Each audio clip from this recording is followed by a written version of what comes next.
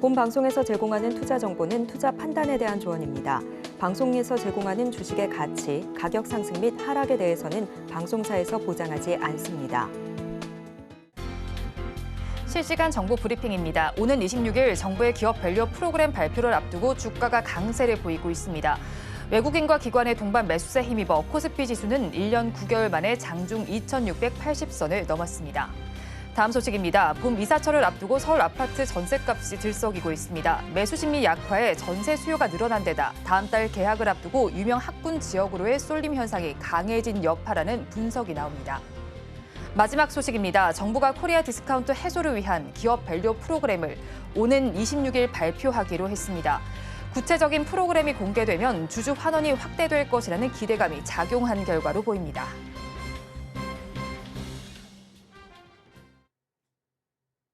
오늘장 내일장 일부 이 시각 시황으로 문 열겠습니다. 지난주 금요일 미국에서는 1월 PPI 지수가 발표됐습니다. 이번 지수는 0.1% 올랐을 것이라는 예상치를 훌쩍 뛰어넘어 0.3% 오르며 지난해 8월 이후 가장 빠르게 상승했습니다. 게다가 근원 PPI는 0.6% 오르면서 1년 만에 가장 높은 수치를 기록했는데요. 이렇게 도매 물가마저 예상보다 강하게 나오자 금리 인하에 대한 기대감이 후퇴되는 모습이었습니다. 뉴욕 증시 3대 지수 일제히 하락 마감했고요. 또 미국 현지 시간으로 2월 19일에는 대통령의 날로 뉴욕 증시 휴장이 예정되어 있습니다. 최근 미 증시와 국내 증시 디커플링되는 현상이 자주 목격됐었는데요. 오늘도 국내 증시 견조한 흐름 보이다 현재는 등락을 거듭하며 혼조 양상이 관찰되고 있습니다. 그렇다면 이 시각 지수 흐름은 어떤지 코스피 지수 먼저 살펴보도록 하겠습니다. 0.16% 강보합으로 출발한 코스피 장중 2,683선을 돌파하며 52주 신고가를 경신하기도 했었는데요. 하지만 현재는 탄력이 다소 둔화되면서 2,677선 움직임 관찰되고 있습니다. 정부가 기업 밸류업 프로그램을 26일 발표할 것으로 알리면서 저PBR 관련주 다시금 오름세 보이고 있고요. 오늘 매매 동향 안에서는 외국인과 기관이 동시에 끌어주고 있습니다. 최근 신고가에 도달한 일본, 대만 주식시장에 이어 한국이 다음 주자가 될 것이라는 외국인 투자자들의 기대감에 힘입어 외국인 선물 시장에서 무려 12,000계약 넘게 담아내고 있고요. 현재 코스피 시장에서는 4,600억 원 넘는 매수세 보이고 있습니다.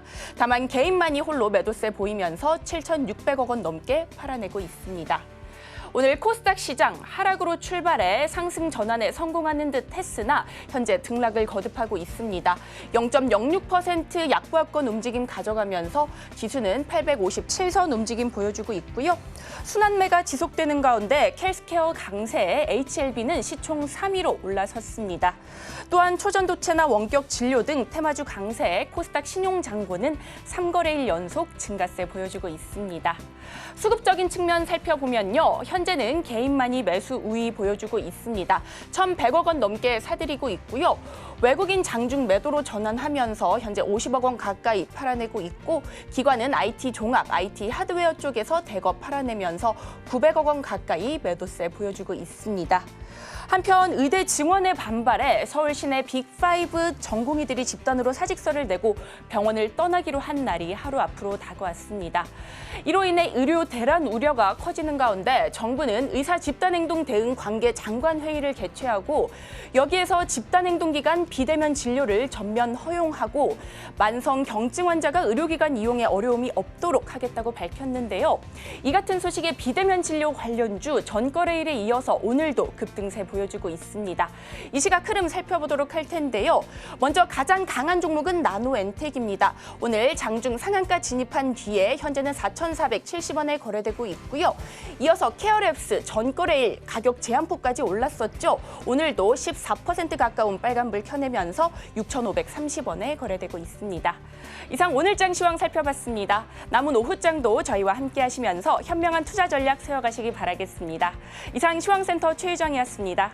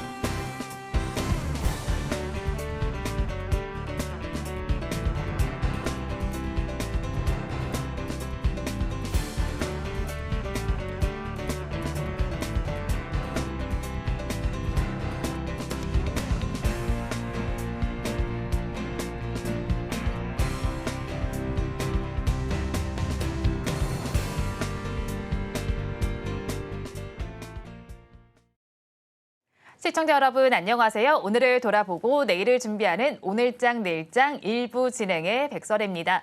장 초반 우리 코스피 지수는 52주 신고가를 경신하는 흐름을 보여주기도 했습니다. 1년 9개월 만에 코스피 지수는 2680선을 돌파하는 모습을 보여주기도 했는데요. 이렇게 코스피 지수를 이끌어주고 있는 건 외국인과 기관의 쌍끌이 매수세 덕분입니다. 거기에 더해서 다음 주 월요일에는 기업의 밸류 프로그램과 관련해서 정부에서 발표를 하겠다고 밝힌 점도 지수 자체의 훈풍으로 작용을 하고 있습니다. 오늘 시장 하지만 지금은 엇갈리는 장세가 펼쳐지고 있는 상황이고요. 현재 시간으로 오늘 개장이 예정이 되어 있던 미국 시장도 대통령의 날로 휴장한다는 점 기억을 해보시고요. 이번 주 목요일에는 금융통화위원회도 열리게 되니까 이 일정까지 기억을 해보시기 바랍니다. 저희 방송은 유튜브를 통해서도 보실 수 있습니다. 유튜브 검색창에 서울경제TV라고 검색하시면 저희 방송과 함께 하실 수 있고요. 본방송이 시작되기 전에 오후 1시부터는 유튜브 라이브로 먼저 찾아뵙고 있습니다. 이 점도 많은 관심 부탁드리겠습니다. 그러면 오늘장 내일장 1부 본격적으로 출발합니다.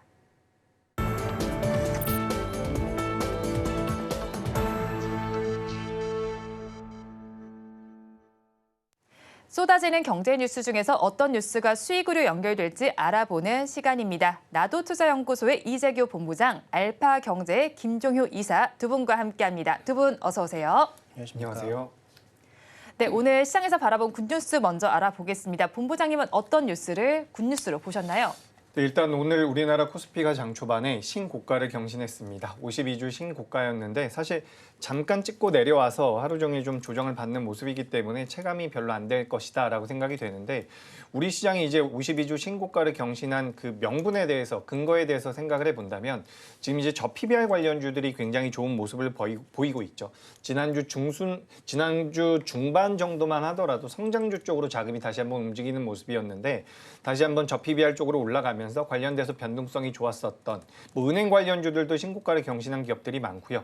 오늘 같은 경우는 이제 지주사 관련주들도 굉장히 많이 올라왔습니다. 그리고 공기업들도 역시나 올라와주는 모습인데 이 저PBR 관련주들이 올라오다 보니까 기관들과 외국인들이 관련주를 많이 매수를 하다 보니까 우리나라 시장이 52주 신고가로 들어왔다라는 말씀을 드리고 싶습니다. 지금 이게 시장에서 크게 부각이 되지 않고 있는 이유는 직전 고점을 살짝 넘어갔다 밀림이 나오고 있는 부분이고 시장의 전반적으로는 아직까지 코스닥의 경우에는 하락 종목이 또 많아져 버린 상황이기 때문에 체감상 우리 시장이 신고가에 들어왔다라는 것을 느끼기가 좀 어렵지만 그래도 의미하고 있는 바는 분명히 있습니다. 게다가 장 초반 같은 경우는 SK하이닉스까지 강세를 보였기 때문에 지금 우리나라 시장이 저PBR 쪽도 괜찮은 모습을 보일 가능성이 높고요. 그리고 반도체 쪽 같은 경우는 상대적으로 이번 주에 지켜봐야 되는 이슈들이 몇 가지 있지만 조정만 잘 거쳐낸다라고 한다면 우리나라 대한민국 증시 코스피가 2700포인트 정도는 무난히 넘어갈 수 있지 않을까라고 저는 기대를 하고 있습니다. 그래서 제가 지난주부터 이런 말씀을 좀 많이 드려왔죠. 지금은 우리가 개인 투자자분들께서 매매하시기가 좀 괜찮은 장세가 온 것 같다.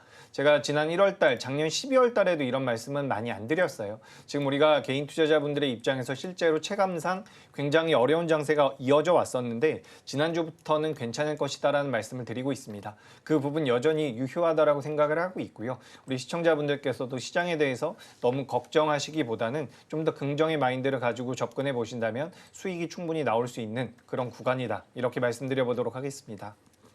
네, 코스피 지수가 장중에 연중 신고가를 달성한 부분을 굿뉴스로 가지고 오셨습니다. 그렇다면 이사님께서는 어떤 뉴스 굿뉴스로 바라보셨습니까? 네, 일단 중국의 소비가 그래도 증가하고 있다라는 점이 저는 주목해볼 포인트가 아닌가. 그래서 중국에서 부양책이 얼마나 나오고 예전처럼 중국 관련주들이 대거 오르고 이런 양상은 없을 겁니다. 그런데 이걸 주목하는 이유는 그동안 시장을 압박했던 대부분의 이슈가 중국이 부양책을 내놔도 아무 효과가 없고 그러니까 중국의 수요 자체가 둔화되면서 전체적으로 시장이 좀 위축된 부분, 즉 한국 증시와 중국 증시가 글로벌 증시와 다르게 계속 마이너스 수익률을 기록했던 부분 중에 하나는 결국은 중국 쪽에 무언가 위기가 터지면서 총수요가 줄지 않을까, 특히 물가가 오르지 않는 것 자체가 수요가 줄어드는 것을 방증하는 게 아니냐라는 그런 얘기가 있었는데 실제로 장기로 쉬다 보니까 그다음에 정부가 여러 가지 부양책을 내놔서인지 모르지만 어쨌든 생각보다 꽤 견조한 소비를 보여줬다라는 거죠. 이것만으로도 일정 부분의 물가 자극 효과도 있을 수 있고요. 그다음에 뭐 중국 관련주들의 직접적인 효과는 없다고 하더라도 어쨌든 시장을 압박했던 악재가 희석된다라는 측면에서 저는 뭐 이와 관련된 흐름을 지켜볼 필요가 있다. 그렇다면 일단 증시의 지수 반등 효과와 더불어 그다음에 중국 관련주들 중에서 절대 저평가에 들어가 있던 종목군들이 일정 부분 낙폭을 좀 줄일 수 있는지도 확인해 볼 필요가 있겠다. 이렇게 보고 있습니다. 네, 중국의 춘절 연휴 이후에 소비가 증가한 소식을 굿뉴스로 바라보셨습니다. 그렇다면 배드뉴스는 어떤 겁니까?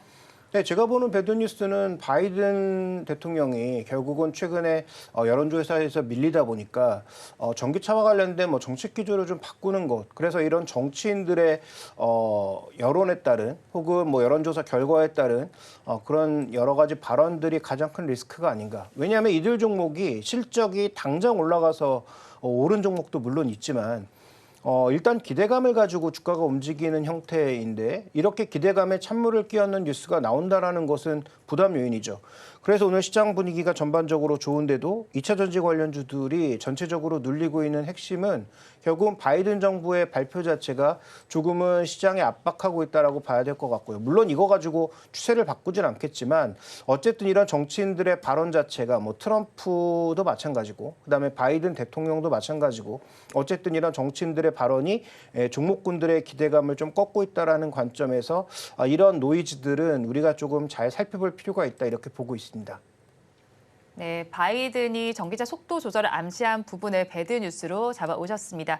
그렇다면 본부장께서는 어떤 뉴스, 배드뉴스로 바라보셨습니까? 네, 오늘은 뭐 2차 전지 쪽에 관련된 내용 외에는 사실 배드뉴스라고 보기가 좀 어려운 부분들이 있었는데 이 의사협회에 관련되어 있는 내용을 배드뉴스로 좀 준비를 해봤습니다. 아무래도 뭐 수술 일자가 미뤄진다라는 내용들까지 나오고 있어가지고 이런 부분들이 이제 주식시장에는 뭐 테마를 지어서 비대면 관련주들, 원격 진료 관련주들에는 어떻게 보면 훈풍으로 작용을 하고 있지만 전반적으로 우리 시장이 아니라 그냥 우리 사회에 좀 안 좋은 내용이 아닐까라고 저는 생각을 해서 오늘 배드뉴스로는 이 부분을 좀 준비를 해봤습니다.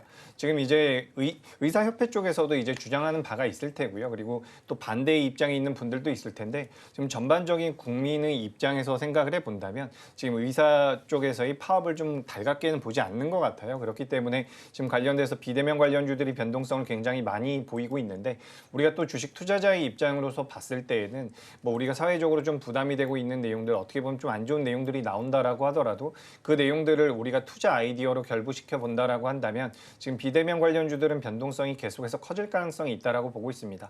방송 시작하기 이전까지 방송 시작 직전에 보니까 관련되어 있는 종목군들이 갑자기 이제 밀림이 나오고 있는데 제가 봤을 때는 이번에 이 원격이라든지 비대면에 관련되어 있는 내용들 같은 경우는 과거와는 좀 상황이 다르다라고 보고 있습니다. 과거에는 선거용으로도 많이 나왔고요. 굉장히 오래전부터 있었던 테마예요. 10년 전에도 있었습니다. 당시에는 뭐 유헬스케어라는 이야기들이 있었는데 지금 같은 경우는 이제 정부에서 굉장히 본격적으로 밀어붙이고 있다라고 생각을 하고 있는 부분이죠. 사실상 작년 같은 경우는 정부에서 공매도를 금지를 했었죠. 대주주 요건도 완화를 했었고요. 올해 같은 경우도 지금 금투세 폐지라든지 계속해서 시장에서 부각이 되고 있는 저PBR과 관련되어 있는 정책적인 내용들이 나오고 있습니다. 근데 그와 관련되어 있는 종목군들 굉장히 탄력을 보이면서 변동성을 키우고 있는데 이 비대면 쪽에 대해서도 우리나라가 전 세계적으로 좀 뒤처져 있는 부분은 분명하기 때문에 앞으로 주가의 변동성이 좀 나올 수 있지 않을까라고 저는 생각을 하고 있습니다. 그래서 뭐 최근에 오늘 같은 경우도 이제 갑자기 교육 관련주들이 변동성이 좀 나왔는데 최근 이제 정부에서 저출산과 관련되어 있는 내용들, 교육과 관련되어 있는 내용들 시장에서 어느 정도만 나온다라고 하더라도 주가의 변동성은 커지고 있는 상황이기 때문에 너무 위험한 재물을 가지고 있는 종목군들이 아니라고 한다면 비중을 굉장히 타이트하게 압축을 해서 한두 종목 정도는 매매를 해보셔도 지금 증시에서는 괜찮지 않을까 이렇게 의견 드려보도록 하겠습니다. 네, 대한의사협회 집단 행동 소식을 배드뉴스로 가지고 오셨습니다. 그렇다면 오후장에서는 어떤 종목들이 급등하는지 살펴보도록 하겠습니다. 1시 30분 기준 급등주들 화면을 통해서 체크해 보겠습니다. 먼저 코스피 시장에서 급등하는 종목을 살펴보겠습니다. 제주은행을 살펴보겠습니다. 정부가 다음 주 월요일 기업 밸류 프로그램에 대해서 발표하겠다고 밝혔습니다. 이 소식 속에서 26%대 강세 흐름을 가져가고 있고요. 지금의 주가는 14,590원, 80원 선을 가리키고 있습니다. 이어서 올해부터는 상장 공기업의 경영 평가도 계속해서 이루어질 예정입니다. 관련된 공기업들의 주가 역시도 강세 흐름을 나타내고 있습니다. 지역 난방공사를 먼저 살펴보면요. 25%대 강세 흐름을 보여주면서 41,450원 선에 거래되고 있습니다. 이어서 한국가스공사의 주가 흐름도 살펴보겠습니다. 10%대 강세를 보여주면서 3250원 선의 주가는 반응을 하고 있고요. 한국전력까지 이어서 살펴보겠습니다. 자사주 매입을 검토한다는 소식까지 들어와 있습니다. 9%대 강세를 보여주면서 23,100원 선에 거래 진행되고 있습니다. 이어서 비상교육을 살펴보겠습니다. 의대 증원과 정책과 관련해서 주목을 받고 있습니다. 지금의 주가는 9%, 14%대 강세 흐름을 보여주면서 주가 5,290원 선에 거래 진행되고 있습니다. 다음 장으로 넘어가서 코스닥 시장에서 급등하는 종목 5종목을 살펴보겠습니다. 키네마스터와 이노뎁을 먼저 살펴보겠습니다. 오픈 AI인 소라를 공개하면서 주가가 급등 양상을 펼치고 있습니다. 상한가 흐름을 보여주고 있고요. 지금의 주가 키네마스터는 5,580원 선을 가리키고 있습니다. 다음으로 이노뎁을 살펴보면 이노뎁의 경우에는 19%대 강세를 보여주면서 13,400원 선에 거래되고 있습니다.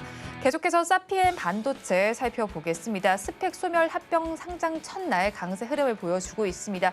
상한가로 도달한 모습이 나타나고 있고요. 지금의 주가 47,750원 선에 거래되고 있습니다. 다음으로는 나노엔텍 살펴보겠습니다. 두바이 국제진단의료 전문 전시회에서 호평을 받았습니다.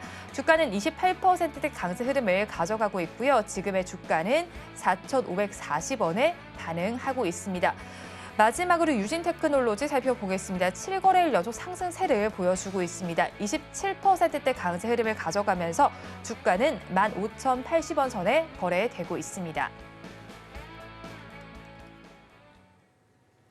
급등하는 10개의 종목 살펴보셨는데요. 이사님께서는 이 종목들 중에서 특징적인 흐름 보인 종목 어떤 거라고 보셨을까요? 네, 일단 오늘은 뭐 업종별 상승률에도 나타나듯이 평소에 전혀 보이지 않았던 전기가스 업종의 급등이 가장 주목할 부분이 아닌가.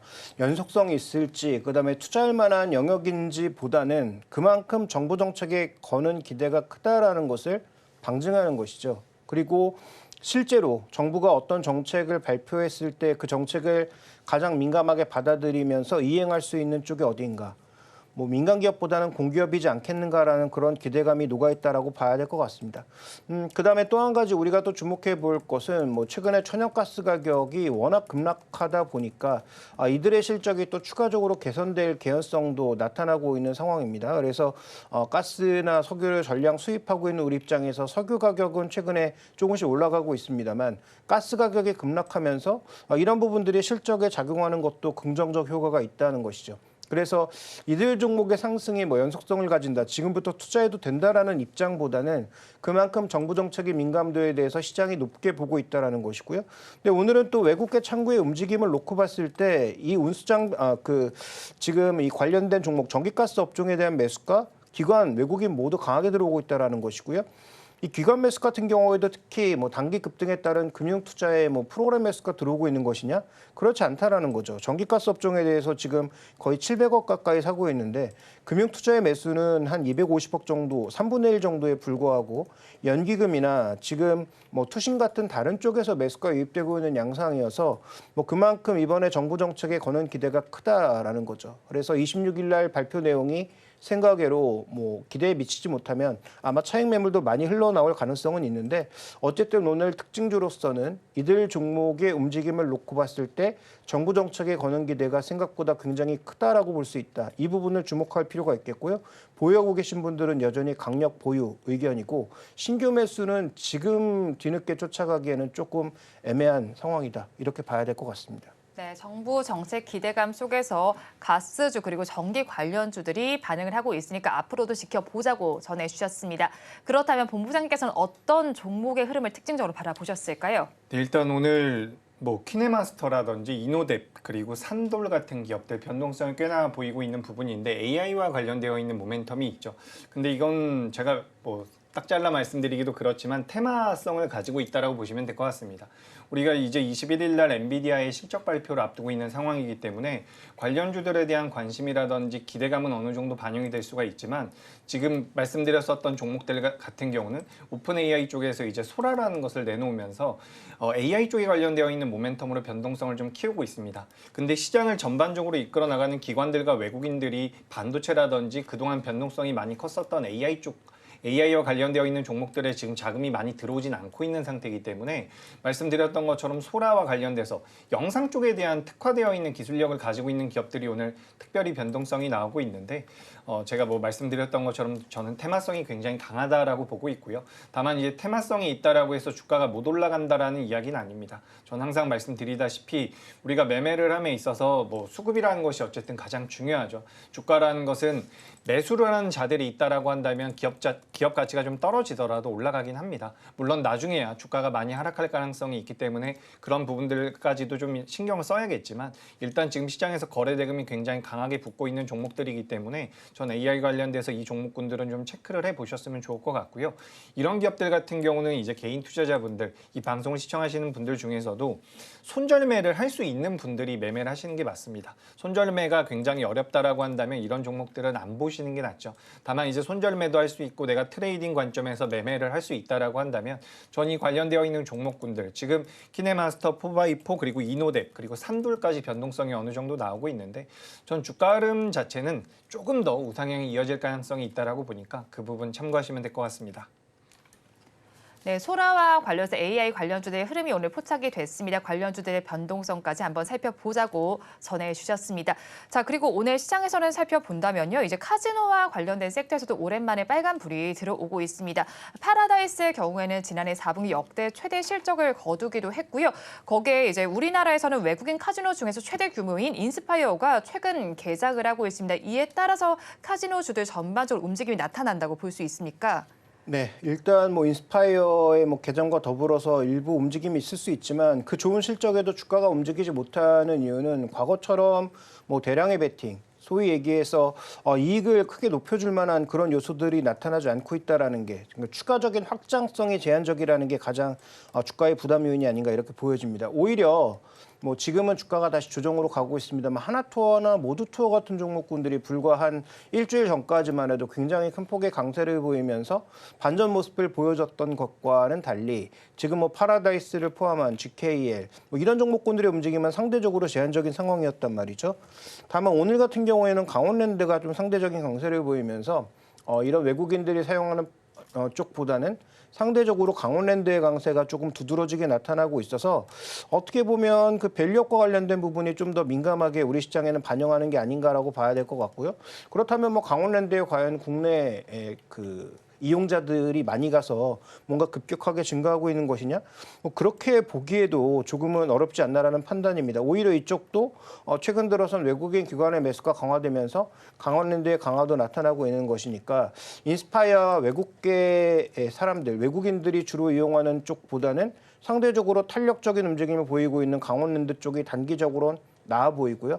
다만 강원랜드도 최근에 정부가 추진하고 있는 밸류업 프로그램의 메인 포지션은 아닙니다. 그래서 그쪽에 관심이 있으시다면 여전히 주가가 많이 올랐지만 삼성물산을 포함한 종목군들의 관심을 가질 필요가 있겠고 또 해당 업종 내에서 금융주들은 저는 오히려 배당락이 나오는 3월 초반의 구간에선 일정 부분 비중 축소가 필요하다 이렇게 보고 있습니다. 네, 카지노주와 더불어서 다른 업종까지 좀 짚어주셨는데요. 그렇다면 본부장님께서는 카지노주를 바라보는 의견이 어떠신지 궁금합니다. 저도 지금 카지노 쪽 같은 경우는 전반적으로 굉장히 오랫동안 조정을 받았어요. 지금 말씀하셨던 강원랜드 같은 경우도 고점이 46,000원대인데 현재 18,000원까지 하락을 했습니다. 우리가 이제 코로나 시대 때 매출이 급감했었다라는 부분들, 이런 부분들이 계속해서 시장에서 부각이 됐었고 실제로 이제 중국 쪽에 대한 매출이 늘어날 수도 있지 않을까. 강원랜드는 아니지만 관련돼서 전반적인 산업의 개선 기대감이 있었는데 생각보다 좀 더딘 부분이 있었죠. 하지만 무엇보다 가장 중요하다라고 생각을 하는 것은 작년과 올해 이 시장에서의 관심도가 굉장히 멀어져 있었던 종목군들이라고 볼 수가 있습니다. 작년 같은 경우는 상반기에는 2차 전지가 굉장히 뜨거웠고요. 하반기 같은 경우도 하반기 같은 경우는 이제 또 반도체 쪽이 뜨거웠죠. 그래서 시장에 들어오고 있는 전체적인 자금의 규모 자체가 제한적이기 때문에 모든 종목이 올라가기 좀 어려웠었던 구간이 아닐까라고 생각을 하고 있습니다. 다만 이 기업 같은 경우는 어쨌든 매출이 잘 나오고 있는 기업들이기 때문에 매출이 엄청나게 폭발적으로 늘거나 과거처럼 아직까지는 그만큼 회복이 되지 않았지만 지금부터 그래도 저는 우상향의 가능성이 좀 높다라고 보고 있고요. 여기에 대해서 이제 좀 큰 틀에서 말씀을 드려보자면 현재 우리나라의 그 고객 예탁금 수준이 53조 정도가 되는 것으로 제가 지금 파악을 하고 있습니다. 작년에 우리나라 시장이 굉장히 뜨겁게 움직였을 때는 고객 예탁금 수준이 57조 수준이었던 것으로 제가 기억을 하고 있어요. 그러니까 지금 시장에서 자금이 좀 들어온다라고 한다면 다른 종목군들도 좀 더 탄력을 보일 가능성이 있다라고 보는데 아직까지는 시장에 들어와 있는 자금 자체가 좀 제한적이다 보니까 모든 종목군들이 연속성을 가지고 올라갈 가능성은 좀 낮다라고 보고 있습니다. 다만 이 카지노 쪽 같은 경우는 추가 상승의 가능성이 어느 정도 남아있다라고 보니까 이 부분 참고하셨으면 좋겠고요. 또 우리나라 고객 예탁감이 늘어난다면 2차 전지 쪽도 좀 보셔야 된다라는 말씀 드려보도록 하겠습니다. 네, 카지노주 그간 많이 쉬어갔던 만큼 그래도 추가적인 우상향은 기대된다고 정리를 해주셨습니다. 그리고 최근에 시장에선 저PBR과 관련된 부분들이 많은 관심을 보였습니다. 그런데 여기서 유진투자증권에서는 저PBR 이후의 장세를 주목해야 될 시점이라는 내용의 이야기가 나와 있습니다. 미국과 또 반도체를 좀 주목하라고 리포트 내용이 나와 있는데 이사님께서는 이 내용 어떻게 바라보셨습니까? 네, 그 반도체에 있어서 저는 이제 엔비디아는 좀 쉬어가고 오히려 그 레거시 반도체 움직임이 좀 개선될 수 있나가 핵심 포인트가 될 것 같은데 뭐 그렇게 본다면 어떻게 보면 미국 시장보다 우리 증시가 상대적으로 조금 강한 모습을 보일 수도 있다 이렇게 보고 있는 것이죠. 왜냐하면 뭐 지금 여러 가지 뉴스들을 한번 동일하게 같이 생각해 보셔야 되는데 자 일단 젠슨 왕이 나와서 각국 AI 인프라 스스로 갖추라라고 얘기했습니다. 그다음에 샘 알트먼의 얘기를 한마디로 얘기해 보면 너무 부족하다, 엔비디아 너무 비싸다라는 얘기를 하고 있는 거죠. 내가 원하는 만큼의 서비스가 지금 개발되어 있는데 지금 정도의 투자로는 말이 안 된다. 그러니까 사우디에서도 돈 내놓고 UAE도 돈 내놓고 미국, 일본도 다 돈 내놓고 그다음에 TSMC, 삼성전자 내 밑에 모여서 내가 만든 칩 만들어라 이렇게 얘기하고 있는 거죠.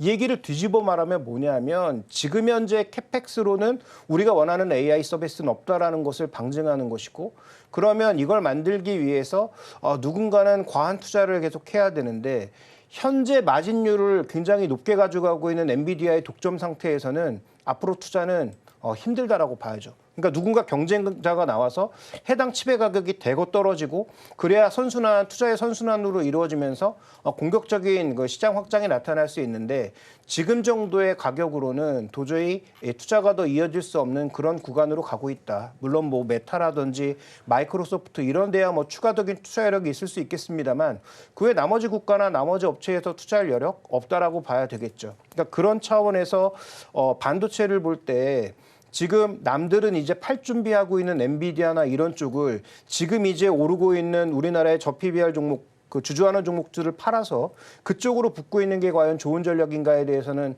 저는 뭐 1%도 동의할 수 없고요. 현재 구간에서는 둘 다 지켜볼 필요가 있다. 소위 AI 관련주에 대해서도 핵심 종목을 먼저 내려올 이유는 없지만 더 살 이유는 전혀 없고요. 그다음에 지금 주주환원과 관련되어 있는 종목군들에 대해서는 더 살 이유는 충분하지만 지금 당장 사서는 안 된다라고 보고 있습니다. 국내 정부 정책의 결과를 보고 나서 사셔도 늦지 않고요. 엔비디아도 실적 발표 이후에 시장 반응을 살펴보면서 사셔도 늦지 않다라고 판단하고 있기 때문에 지금은 좀 더 여유를 가지고 접근하실 필요가 있겠고 현금을 마련하셨다면 함부로 쓰지 말고 좀 더 기다리시는 것이 포인트가 될 것 같습니다. 네, 현금을 마련했다면 조금 쉬어갔다가 바라보자고 정리를 해주셨습니다. 그렇다면 본부장님께서는 저PBR의 강세를 이어갈 테마 어디라고 바라보실까요? 테마로 말씀을 드릴까요? 아니면 저PBR 내에서 무언가 말씀을 드릴까요? 편하게 말씀해 네, 주십시오. 제가 편하게 좀 말씀드려보자면 저는 일단 저PBR 관련주들이 전반적으로 추가 상승의 가능성이 있다라고 보고 있습니다. 근데 굉장히 아이러니한 것은 우리나라에 약 2,500여 종목이 상장이 되어 있는데 그중에서 약 40% 정도가 저PBR이라고 우리가 볼 수가 있는 부분이죠. 그렇기 때문에 모든 종목이 올라간다라고 볼 수는 없는 부분이고요. 항상 말씀드리는 것처럼 회사에 돈이 좀 있어야 됩니다. 그런 기업들 같은 경우는 저PBR이 좀 더 올라갈 가능성이 높다라고 보고요. 섹터를 놓고 보자면 저는 여전히 자동차 쪽이 가장 메리트가 크지 않을까라고 생각을 하고 있습니다. 지금 이제 은행이나 증권 쪽 같은 경우는 PF에 관련되어 있는 부담도 있을 수가 있고 이 배당, 분기 배당에 관련되어 있는 배당락 리스크도 어느 정도 있을 수가 있다라고 보는 거죠. 물론 우리가 현대나 기아 같은 경우도 비슷한 리스크가 있다라고 볼 수가 있지만 실제로 지금 환율 자체가 크게 빠질 가능성이 낮다라고 저는 생각을 하고 있습니다. 그렇게 된다라고 한다면 외국인들 입장에서 우리나라 현대 기아차가 매력적으로 보일 가능성이 있다라는 부분이고 그렇기 때문에 우리나라 현대 기아가 친환경 쪽에서 전 세계적으로 이 브랜드에 대한 네임밸류가 많이 올라왔다라고 보고 있습니다. 게다가 지금 제네시스 쪽에서 하이브리드카를 내놓겠다라는 이야기가 나왔는데 사실상 현대기아 같은 경우는 2025년도 이후에 제네시스를 전기차로 이제 전환하겠다라는 내용들이 원래 있었죠. 근데 그 내용에서 2024년도에 하이브리드카를 내놓겠다라고 이야기한 부분은 하이브리드카가 시장에서 차지하고 있는 비중 자체가 높아질 가능성이 높다라는 것을 미리 치고 들어가는 부분이라고 생각을 하고 있습니다. 전 세계에서 가장 잘하고 있는 기업이라고 한다면 도요타를 들 수가 있고요. 그 다음에 이제 우리나라 현대기아라고 볼 수가 있는 부분인데 이런 전체적인 흐름을 봤을 때 우리나라 자동차 완성차 기업들이 전 세계에서 차지하고 있는 이런 그런 비중이라든지 네임밸류가 저는 많이 올라왔다라고 생각을 하고 있습니다. 그렇기 때문에 저PBR이라고 말씀을 드리지만 자동차 쪽이 굉장히 큰 메리트가 있다라고 생각을 하고 있고요. 그리고 앞으로는 이제 우리나라 시장 저는 반도체도 좋고 2차 전지 쪽도 어느 정도 반등은 나올 것이다라고 생각을 하고 있는데 제가 항상 우리 시청자분들께 말씀드리고 싶은 것은 많은 투자자분들이 너무 열광할 때는 우리가 지금 시장에서 소외되고 있는 종목군들이 뭐가 있는지도 좀 살펴볼 필요가 있습니다. 물론 실적도 안 나오고 기업의 가치가 굉장히 떨어지는 종목군들, 그 종목군들이 시장에서 외면을 받는 것은 어떻게 보면 당연하다라고 생각이 될 수가 있지만 시장을 크게 이끌어 나가고 있는 종목군들 중에서 지금 저점대에서 반등이 나오고 있는 기업들 같은 경우는 좀 살펴볼 필요가 있다라는 거죠. 그래서 전 지금 저PBR 쪽 같은 경우는 우리가 관심을 둔다라고 한다면 여전히 자동차나 그 밑단에 있는 자동차 부품주를 보시는 게 좋다라는 말씀을 드리고요. 제가 오랜만에 좀 말씀을 드려보자면 저는 화학 쪽도 이제는 어느 정도 기술적인 반등이 나올 수 있다라고 생각을 하고 있는 부분입니다. 그러니까 시장에서 관심이 별로 없어요. 지난주에도 이제 대한유화라든지 롯데케미칼이라든지 금호석유 같은 경우는 뭐 경영권에 관련되어 있는 내용들이 좀 나왔지만 지금 2022년도에서 2023년도로 넘어가면서 글로벌 가동률, 화학과 관련되어 있는 가동률이 조금 개선이 됐다라고 합니다.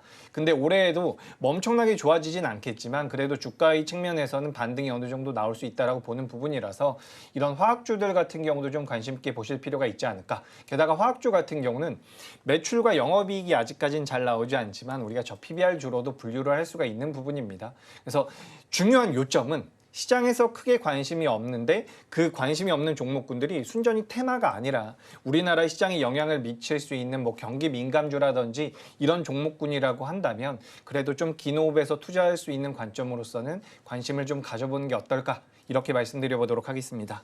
네, 저PBR 내에서 완성차나 자동차 부품 그리고 좀 소외를 받았던 화학 섹터까지 좀 살펴보자고 정리를 해주셨습니다.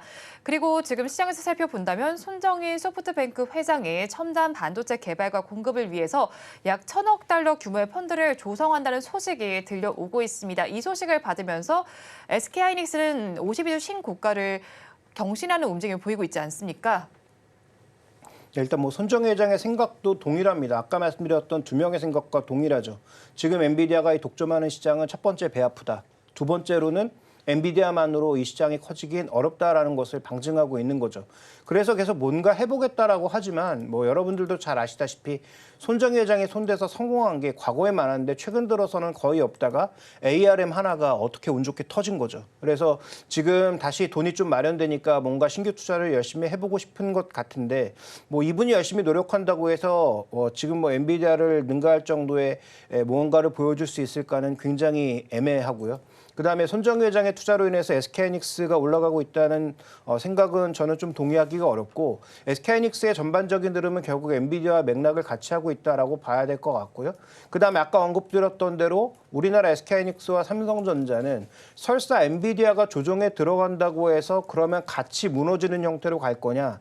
그렇지 않을 거라고 봅니다. 왜냐하면 엔비디아가 지금 끌고 가고 있는 AI 시장의 소위 핵심 종목군들이 꺾여도 레거시가 살아나는 흐름으로 간다면, 낸드나 디램 쪽이 살아나는 흐름으로 간다면 이쪽의 실적은 오래 꺾이지 않을 거라는 거죠. 오히려 동일하게 조정받았다가 가장 먼저 치고 올라오는 게 SK하이닉스나 삼성전자가 될 수 있기 때문에 저는 지금 그 엔비디아를 쫓아가는 종목군들, 뭐 아리스타 네트워크스라든지 뭐 그다음에 여러 장비 종목군들을 쫓아가는 것은 조금 부담스러우나 오히려 조정 시 SK하이닉스나 삼성전자를 담는 것은 나쁘지 않은 전략이 될 것이다. 모두 별로 아니라고 생각할 때 사야 된다. 이렇게 보고 있습니다. 네, 모두 아니다라고 할 때 사는 것이 좋겠다고 정리를 해주셨고요. 그럼 본부장께서는 이 뉴스를 보시면서 어떤 생각을 가지셨는지 궁금합니다. 이 소식에 따라서 관련주도 어떤 흐름을 보이게 될까요? 네, 일단 엔비디아가 전 세계적으로 가장 앞서서 나가는 기업이면 틀림이 없습니다. AI라는 이 트렌드, 빅 트렌드를 끌고 가는 기업이기 때문에 우리가 사실 일반적인 기업들, 우리나라에 상장되어 있는 기업들과 단순 비교하는 것은 저는 좀 어렵다라고 생각을 하고 있습니다. 하지만 우리가 이제 우리나라 시장과 우리나라 종목군들을 기준으로 봤을 때는 저도 이제 이사님과 동일한 의견인 게 뭐냐면 엔비디아가 조정을 받는다라고 해서 과연 우리나라 기업들이 조정을 크게 받을 것인가 이 부분입니다. 물론 테마성을 띠면서 최근 한 달 동안, 두 달 동안, 세 달 동안 강하게 올라왔었던 종목군들이야 같이 조정을 받을 수도 있다라고 보지만 뭐 지금 유진테크라든지 원익 IPS라든지 굉장히 전통적인 반도체 기업들 같은 경우는 주가 흐름이 여전히 그렇게 좋지가 않은 상황입니다. 월덱스라는 기업도 마찬가지고요. 월덱스라는 기업 같은 경우도 좀 예를 들어보자면 낸드 쪽에 관련되어 있는 매출이 많이 나오는 기업인데 그러니까 우리가 디램과 낸드 쪽에 대한 매출이 나오는 과거의 기업들 같은 경우는 여전히 주가 흐름이 안 좋다라는 거죠. 근데 작년부터 올해까지 넘어오면서 반도체에 대한 기대감이 가장 크게 불거졌었던 이유는 현물 가격이 올라가고 업황에 대한 개선이 진행되는 부분이었습니다. 그래서 업황이 개선되고 현물가가 계속해서 올라간다라고 한다면 과거에 좋은 주가 흐름을 보였었던 그러니까 HBM이라든지 CXL 쪽과 엮이지 않아서 최근에 주가 흐름이 상대적으로 약했었던 종목군들 같은 경우도 못 올라갈 이유가 전혀 없습니다. 삼성전자와 SK하이닉스 같은 경우도 지금 실적적인 부분이 작년에 엄청나게 좋았던 게 아니죠. 올해 좋아질 것이다라는 내용 때문에 주가가 올라왔는데 이 기업들의 실적이 좋아진다라고 한다면 앞단에 있는 전공정 기업들 역시도 좋아질 가능성이 전 있다라고 보고 있습니다. 그런 관점에서 본다면 주가가 하나도 못 올랐기 때문에 엔비디아가 정말 이상한 형태로 급락이 나오지 않고 어느 정도 조정을 받는 과정에 놓인다라고 한다면 전 우리나라 기업들 같은 경우도 앞서서도 말씀을 드렸지만 조정을 받으면 오히려 매수의 기회로 보고 있는 부분이죠. 다만 업력이 좀 길고 매출이 꾸준히 나오고 있는 기업들 위주로 보시는 게 좋을 것 같고요. 저는 그런 관점에서 사실 작년 하반기보다는 지금이 반도체 관련 종목군들 중에서 그동안 시세를 내지 못했었던 기업들은 매수하기 좀 더 적합한 시장이 아닐까라고 저는 보고 있습니다. 그래서 이 부분 참고하시면 될 것 같습니다. 네, 지금은 매수하기에 조금 더 적합한 시장일 것이다라고 정리를 해주셨습니다. 그리고 오늘 코스닥 시장에서 시가총액 상위 종목들을 한번 살펴본다면 엔캠의 상승률이 눈에 띄고 있습니다. 지금 15%대까지 급등을 하면서 시가총액 4위 위치까지 올라와 있습니다. 사실 몇 달 들어서도 엔캠의 주가 상승률이 굉장했잖아요. 어떻게 바라보셨습니까? 이건 뭐 말 그대로 그냥 공급이 수요를 만들어내는 형태로 가고 있는 거죠. 과거 그 에코프로 BM과 프로그룹이 작년 여름에 올라갔을 때와 별로 다르지 않다. 그러니까 이 시세 고점은 아무도 모르고 지금부터 만들어내는 가격에 동참할 수 있는 것은 그냥 뭐 강심장에 동참할 수 있는 정도가 아니고 확실한 어떤 트레이딩 목표가 있으신 분들만 접근 가능한 그런 영역으로 가고 있는 거죠. 이 기업의 앞으로 캐펙스는 뭐 엄청나게 들어갈 텐데 이 기업은 돈이 없는 기업입니다. 추가적으로 유상증자를 하거나 아니면 외부 조달을 할 수밖에 없는 기업이라는 거죠. 현재 자신이 돈을 만들어내는 프리캐시 플로우가 없는데 캐펙스가 계속 늘어나는 기업이 어떻게 버틸 수가 있겠습니까? 그런데 시세는 계속 만들어지니까 사람들에게 있어서는 계속 뭔가 개미지옥으로 빠지는 그런 양상으로 가는 거죠. 그러니까 이 종목은 뭐 싸게 사셔서 수익이 크게 나신 분들은 뭐 축하드릴 일이고 계속 보유가 필요하겠지만 그런 시세에 내가 휩쓸려서 가는 순간 그때부터 이제 망가지는 거죠. 물론 매일매일 올라가니까 어제 살 걸라는 생각이 계속 들겠지만 그 생각이 들면 들수록 보유하고 계신 분들이 저는 팔아야 되는 구간이라고 판단하고 있기 때문에 지금은 보유하신 분들은 지속적인 비중 조절, 네. 신규 매수는 안 하시는 게 그다음에 아예 쳐다보지 않으시는 게 좀 더 현실적인 투자 전략이 되지 않을까 이렇게 보고 있습니다. 네, 엔캠의 전략에 대해서도 전해주셨습니다. 보유하신 분들은 비중을 좀 조절해볼 시점이고 신규 접근에 자제하는 것이 좋겠다고 전해주셨는데요. 본부장님 의견도 비슷하실까요? 엔캠 말씀이시죠? 제가 엔캠을 작년 10만 원 안 되는 가격대에서 많이 질문을 받았습니다. 근데 당시에 제가 어떤 말씀을 드렸냐면 이 엔캠이라는 기업은 전해액을 만드는 기업이에요. 근데 전 세계적으로 이제 중국에서 전해액에 관련되어 있는 비중, 점유율을 약 70% 정도를 가지고 가고 있는 상황입니다.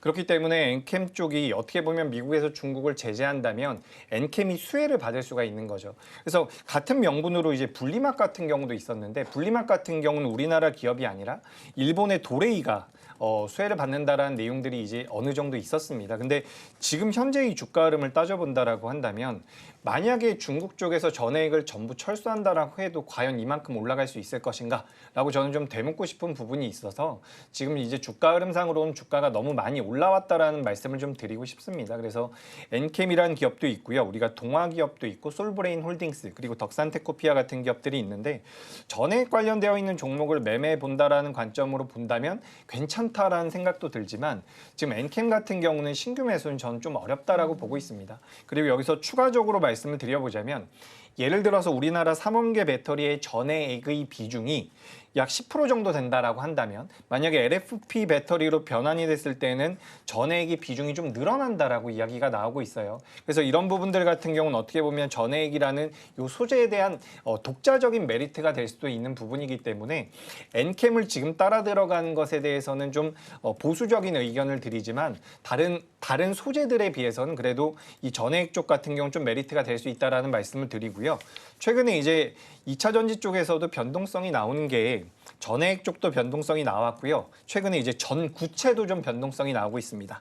그리고 전고체 쪽도 변동성이 좀 나오고 있고요. 셀 같은 경우도 변동성이 나오고 있는데 이 종목들이 움직인다라고 해서 업황 자체가 좋은 건 아니라는 말씀을 좀 드리고 싶어요. 그래서 전방 수요에 대한 둔화는 여전히 유효하지만 주가의 흐름은 좀 개선이 되고 있기 때문에 앞으로 우리가 여러 다방면으로 좀 추이를 살펴보자. 이렇게 말씀드려보도록 하겠습니다.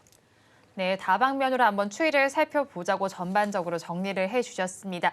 자, 그렇다면 본부장님께서는 어떤 종목을 원픽 섹터로 가지고 오셨을까요? 굉장히 아이러니하게도 제가 오늘 전고체 종목을 하나 준비를 네. 해봤습니다. 이게 사실 전고체 종목이라고 하긴 좀 애매하고요. 이제 우리가 2차 전지가 이제 장비주도 있고 소재주도 있는데 사실 제가 장비주를 별로 좋아하진 않습니다. 네. 근데 이 CIS 같은 경우는 2차 전지 전극 공정에 들어가는 장비를 만드는 회사라고 보시면 돼요. 근데 제가 이 종목을 왜 준비를 해왔냐면 이제 작년에 실적이 나왔는데 굉장히 잘 나왔습니다. 영업이익이 400% 가까이 상승을 했어요. 물론 제가 어떤 내용 때문에 이렇게 많이 올라왔는지 뜯어보지는 않고 지난주부터 이제 주가 흐름이 굉장히 강하게 나오다 보니까 이걸 한번 말씀을 드려야겠다라고 생각을 해서 준비를 했는데 전국 공정과 관련되어 있는 부분들 그러니까 2차 전지가 작년에 안 좋았음에도 불구하고 매출이 잘 나왔다라는 부분 같은 경우는 어떻게 보면 이 기업 같은 경우는 시장에서 독과점을 하고 있을 가능성이 굉장히 높습니다. 정확히 말씀드려보자면 아마 과점을 하고 있을 가능성이 높아요. 그렇기 때문에 이 기업 같은 경우는 앞으로 2차 전지 쪽에 대한 앞에 있는 기업들, 앞단에 있는 기업들이 투자를 이어간다라고 한다면 수혜를 받을 가능성이 굉장히 높다라는 거죠. 그리고 최근 들어서 이제 삼성 SDI를 필두로 해서 전고체와 관련되어 있는 내용들이 나오는데 사실 이게 상용화되기 위해서는 좀 시간이 걸릴 겁니다. 하지만 이 CIS라는 기업이 전국 공정에서 매출이 안정적으로 나오고 있는 상황에서 전고체라는 약간의 테마성이 붙는다라고 한다면 저는 주가의 변동성은 좀 더 나올 가능성이 높다라고 보고 있으니까 그런 관점에서 제가 오늘 CIS라는 기업을 준비를 해봤고요. 매수가는 오늘 종가로 하시면 될 것 같고요. 목표가는 12,500원 그리고 손절가는 10,000원으로 의견 드려보도록 하겠습니다. 원픽 종목으로 CIS 가지고 오셨습니다. 매수하실 가격 종가로 짚어주셨고요. 목표 주가는 12,500원, 손절라인 10,000원 제시를 해주셨습니다. 그렇다면 이사님께서는 어떤 섹터를 가지고 오셨습니까? 네, 저는 정유에너지인데요. 요 혹시 화면을 좀 보여줄 수 있으면 보여주시죠. 에너지나 화학업종의 작년 한 해 그 내년을 전망할 그러니까 작년 기준에서 올해를 전망할 순이익 컨센서스를 보면 처참하죠. 에너지, 화학, 철강, 건설, 기계, 조선, 운송, 소위 경기 민감주 쪽의 종목군들은 운송을 제외하고는 모두 폭풍처럼 이익이 떨어지고 있었다는 거죠. 작년에 왜 이렇게 주가가 부진했는지를 설명하는 중요한 변수고요. 근데 지금 에너지 쪽은 살펴보시면 과연 이러한가? 여기서 지금 더 이상 턴어라운드의 흐름은 없고 추가적으로 더 내려갈까를 살펴보시면 전혀 그렇지가 않죠. 지금 복합 정제 마진이 올라온 지는 뭐 꽤 됐고 그다음에 휘발유 정제 마진은 지지난달부터 돌았는데 경유가 돌지 않고 약세를 보여주고 있던 게 이제 경유 정제 마진도 상방향으로 돌았다는 거죠. 그러면 이들 종목은 작년 내내 이익을 하향 조정해서 뭐 밸류상의 어떤 그런 메리트는 이미 나타난 상황에서 이익이 턴어라운드 할 수 있는 그런 마진, 정제 마진의 변화가 나타나고 있는데 주가는 이제 반등을 시작한 그런 상황입니다. 그래서 SOE를 오늘 말씀드리고 싶은데요.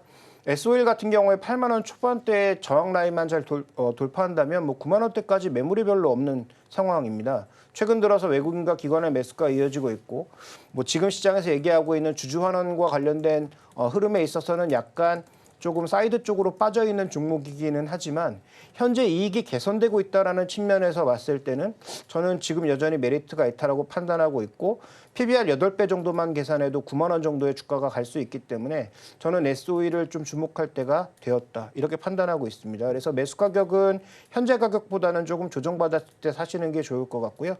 손절 가격은 6만 5천 원, 목표 가격은 9만 원입니다. 원픽 종목으로 SOE를 가지고 오셨습니다. 매수하실 가격 현재 가격보다 조금 조정을 받으면 해보자고 해주셨고요. 목표 주가는 9만 원, 손절 라인 6만 5천 원 제시를 해주셨습니다. 마감까지 사실 1시간이 채 남지 않은 시점입니다. 그런 만큼 마감까지 전략 저희가 어떻게 업데이트 해가면 좋겠습니까? 네, 사실 지금은 우리가 공격적으로 매수하기보다는 보유하고 있는 종목을 좀 잘 관리할 때가 아닐까라고 생각을 하고 있습니다. 그러니까 매수를 하는 게 좋은데 이제 우리가 주식 투자하면서 가지고 있는 자금을 전부 다 넣는 것이 아니라 매매를 한다라고 한다면 좀 비중을 줄여서 매매를 하시는 게 좋고요.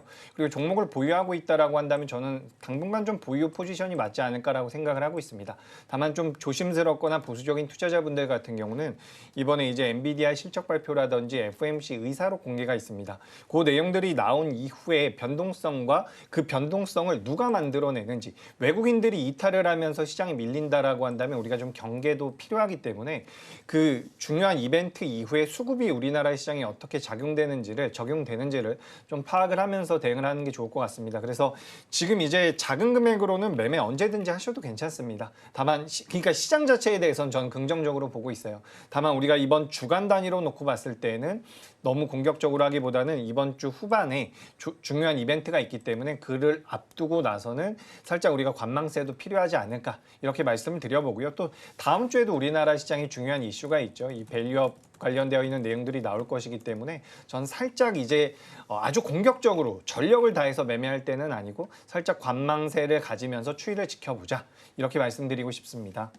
네, 관망세를 보이고 조금 더 추이를 살펴보자고 시장 전반에 대해서 전략을 짜주셨습니다. 그렇다면 이사님의 전략은 어떠실까요? 네, 말씀드렸던 대로 외국인들의 현선물 매수가 끊임없이 이어지고 있습니다. 이 구간에서 외국인들이 사고 있는 종목군들에 한해서는 뭐 걱정할 이유가 있나라는 생각이고요. 그래서 지금 만들어지고 있는 시세 핵심 포인트는 외국인 현물에서 나오고 있는 거고 변동성을 증가시키는 쪽은 선물에서 나오고 있는 겁니다. 그래서 선물에 포커스를 맞추시지 말고 외국인들 현물 매수가 이어지는 구간에서는 두려워할 이유가 별로 없다라는 말씀을 드리겠습니다. 네, 현물 매수가 이어지는 구간에서는 두려워할 필요가 없다라고 정리를 해주셨습니다. 지금까지 알파경제의 김종효 이사 그리고 나도투자연구소의 이재규 본부장 두 분과 함께했습니다. 오늘 두 분 말씀 고맙습니다. 두 분과 함께 살펴봤던 원픽 종목 다시 한번 화면을 통해서 확인해 보시죠.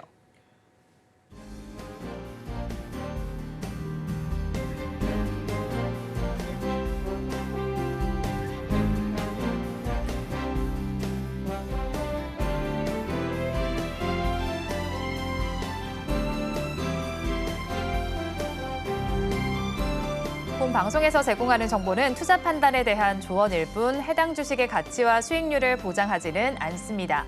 아울러 서울경제TV와 서울경제신문은 당사의 브랜드입니다.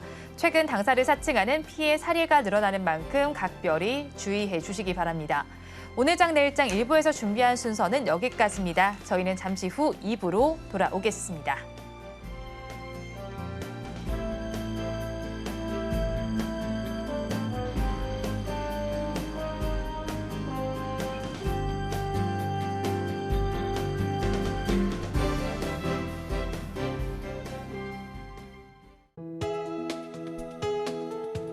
본 방송에서 제공하는 투자 정보는 투자 판단에 대한 조언입니다.